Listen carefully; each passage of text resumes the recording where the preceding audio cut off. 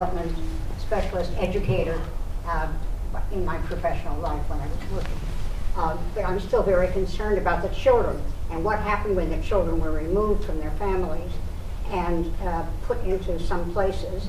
And many times there were even children separated permanently because they couldn't find out how to put them together again, and sometimes the parents were sent back to their home country without the child. What do the laws say about this for our own country in terms of separation of children from families where they didn't need to be separated in terms of difficulties between them?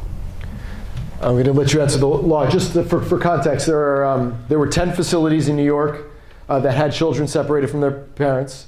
And for the record, it's still ongoing. There are still children, including in New York, separated from their parents. It's a much smaller number. It's not the several thousand that there were. But these are people who the government has not been able to vet their caregivers.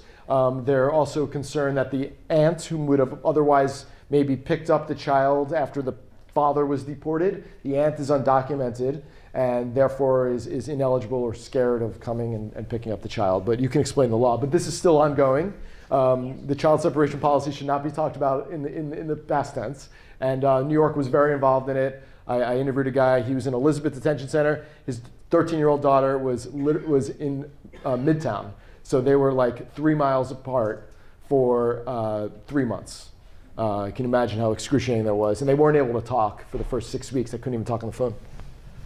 I don't even know whether federal law addresses this. It might be state law, because I know there's provisions, for example, for special immigrant juveniles. If a state court determines that there's a kid who needs protection, there's ways to get the kid a green card.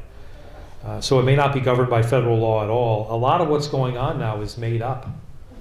Just on a whim, they start doing things and they can do an awful lot of damage and make an awful lot of trouble before somebody gets them stopped in court.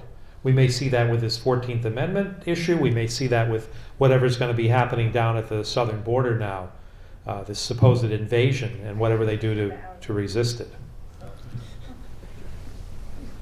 I don't know where Tris went.